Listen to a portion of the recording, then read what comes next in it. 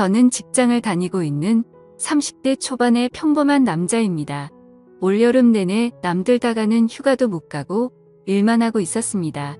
제가 다니는 회사의 성수기가 여름이기 때문에 여름엔 휴가를 쓸 수가 없어요. 여름 내내 일하고 저번 주부터 휴가를 가라고 해서 휴가철 다 지났는데 갈 곳도 없더라고요. 친구들도 이미 자기들끼리 휴가 다녀왔고 혼자라도 갈까 했는데 요즘 같은 상황에 집에 붙어 있는 게 낫겠다 싶어서 그냥 포기하고 집에 들어앉아 있었습니다. 휴가는 받았는데 만날 여자친구도 없고 제 친구들은 다들 일하는 날이라 출근해서 일하고 있으니까 저는 할 일도 없고 만날 사람도 없어서 집에서 뒹굴거리다가 그냥 배달 음식 시켜 먹고 혼자 술이나 마시면서 지내고 있었죠. 그날도 늦게까지 술 마시면서 TV 보고 영화나 보면서 있다가 잠이 들었습니다. 그런데 한참 자고 있었는데 전화가 엄청 울려서 받았더니 젊은 여자 목소리가 들렸어요. 아, 죄송해요. 202호 사는 여잔데 202호 사시는 하얀 소나타 차주 되시죠? 라고 묻더라고요. 그때 시간을 보니 새벽 4시였습니다. 무슨 일이냐고 물으니 주차장에서 후진하다가 조금 긁었는데 내려와서 한번 보라고 하더라고요. 영화 보면서 맥주를 하도 마셔서 솔직히 귀찮기도 하고 내려가기도 싫더라고요. 그 여자의 말에 따르면 그렇게 티도 많이 안 나고 살짝 긁었다고 하길래 그냥 내가 내일 아침에 일어나서 확인하고 문제 있으면 전화 주기로 하고 다시 잠들었어요. 별일 아닐 거란 생각에 그대로 자다가 천천히 10시쯤 늦게 일어나서 주차장으로 걸어 내려왔습니다. 그런데 내려와서 제 차를 살펴보고는 깜짝 놀라서 기절하는 줄 알았습니다. 살짝 긁히는 개뿔 제 차 뒷범퍼를 완전 아작을 내놨더라고요. 그냥 칠만 조금 까졌으려나 생각하고 있었는데 이건 완전 범퍼 교체를 해야 할 수준이었어요. 아직 할부도 엄청 많이 남았는데 진짜 피가 거꾸로 솟고 열이 확 받더라고요. 아까 201호라고 했던 말이 생각나서 다시 2층으로 올라가 201호 문을 엄청 두드렸습니다. 뭐하는 여자인지 전화를 아무리 해도 받지도 않아서 어쩔 수 없이 문자를 남겼어요. 202호 사는 사람인데 차 확인했으니 연락해 달라고요. 성질은 뻗치는데 속도 쓰리고 배는 고파서 일단 해장도 할 겸 나가서 밥을 먹고 들어왔습니다. 밥 다 먹고 집으로 들어오고 있는데도 연락이 오지 않더라고요. 평소 옆집 여자를 오며 가면 몇 번 봤기 때문에 얼굴도 알고 있고 제 핸드폰에 기록도 남아있기 때문에 나중에 발뺌은 못할 거라 생각하고 그냥 집에 가서 TV 보며 기다렸어요. 어차피 그 상황에서 제가 할 수 있는 일이 딱히 없더라고요. 상식이 있는 사람이라면 금방 연락 오겠지 하고 핸드폰만 바라보고 있었는데 아무리 기다려도 밤늦도록 전화가 오질 않았어요. 온갖 욕이란 욕은 다 하다가 시간이 너무 늦어서 잠들어 버렸습니다. 그리고 또다시 새벽에 제 핸드폰에 전화가 울리더라고요. 시계를 보니 이번에는 새벽 3시였습니다. 전화를 받아보니 사고를 낸 옆집 여자였어요. 지금 집 앞에서 기다리고 있으니 나와 보라고 하길래 옷만 대충 걸치고 뛰어나갔습니다. 옆집 여자는 얼굴이 빨개져서 자기가 잘못한 건 알고 있는지 얌전히 손 모으고 서 있었어요. 그녀에게 아작나버린 제 차 뒷범퍼를 보여주면서 이게 뭐냐고 난리를 피웠어요. 아니, 이게 그냥 살짝 박은 겁니까? 완전 다 박살이 났잖아요. 제가 말하면서 점점 더 화가 나는 스타일이라 막 따지다 보니까 언성이 점점 높아졌습니다. 그런데 이 여자도 성질이 보통은 아닌 게 처음엔 죄송하다고 하더니 제가 화를 내기 시작하자 기분이 나쁜 듯 고쳐주면 되죠. 별로 좋은 차도 아니면서 엄청 뭐라고 하시네? 라고 하는 겁니다.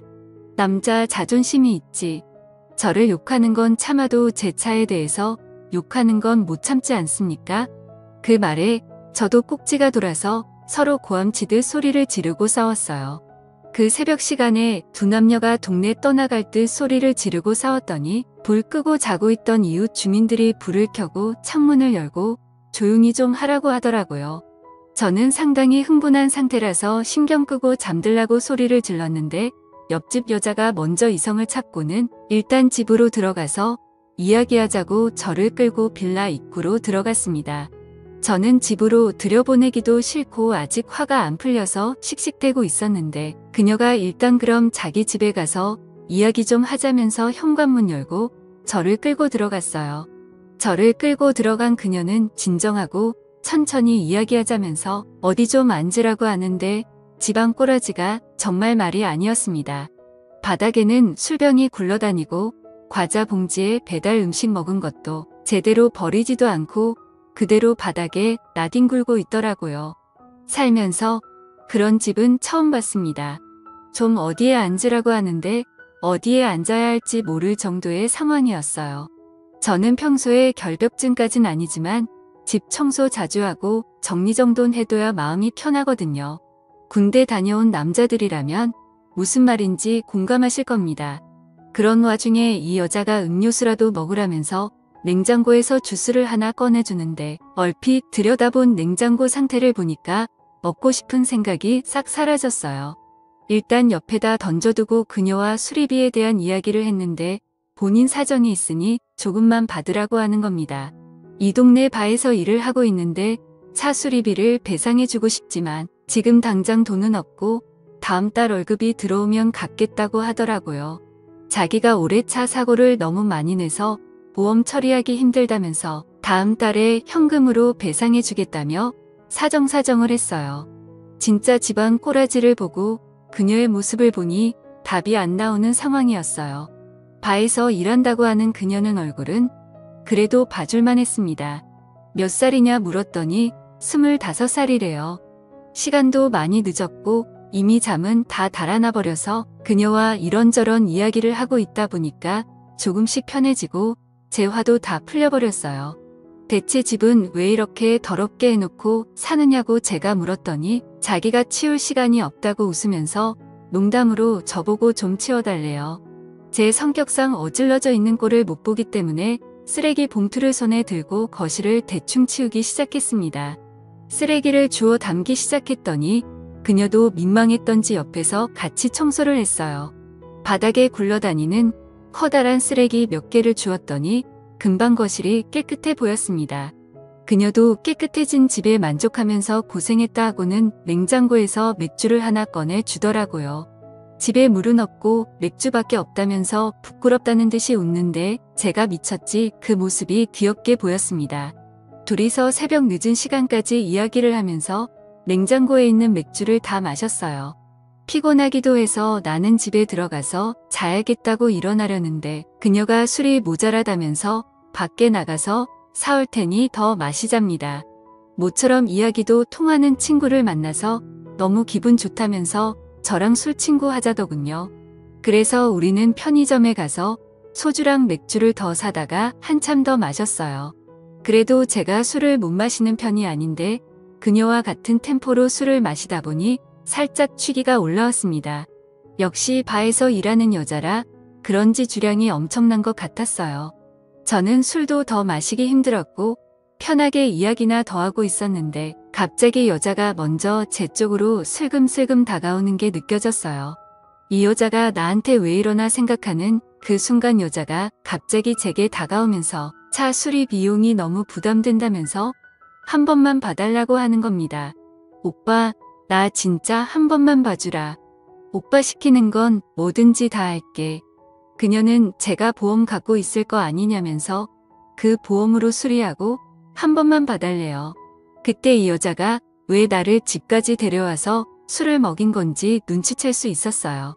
정색하면서 무슨 말이냐고 절대 안 된다고 했더니 눈웃음 살살 치면서 온갖 애교를 부리는데 그 웃음에 마음이 사르르 녹아버렸어요. 그녀의 애교 때문에 입가에 미소가 살짝 번졌더니 그 모습을 보고는 웃었어. 돈 안 받기로 한 거다. 라는 말과 함께 제게 애교를 부렸습니다. 어떻게 해야 할까 고민했지만 여기서 물러서면 남자도 아니었어요. 결국 술 기운을 빌려서 처음 만난 묘한 여자와 사고를 쳐버리고 말았습니다. 아침에 눈을 떴을 때 간밤에 무슨 일이 일어난 건지 기억이 가물가물했어요. 제가 먼저 일어나고 얼마 지나지 않아서 그녀도 눈을 떴습니다. 오빠 소원 내가 들어줬으니까 돈 안 받을 거지? 진짜 끈질긴 여자였습니다. 그래도 약속은 지켜야 하니까 수리비는 안 받기로 하고 보험 처리했습니다. 앞으로 살다 보면 좋은 일이 많이 생길 것 같은 기분도 들었어요. 그 일을 계기로 그녀와 친해져서 지금은 서로의 집을 자주 왔다 갔다 하게 되었고, 그녀와 저는 서로를 더 알게 되면서 나중에 서로 애인이 생기더라도 이런 관계를 유지하기로 했습니다. 다들 이런 신기한 경험들 꼭 하셨으면 좋겠네요. 감사합니다.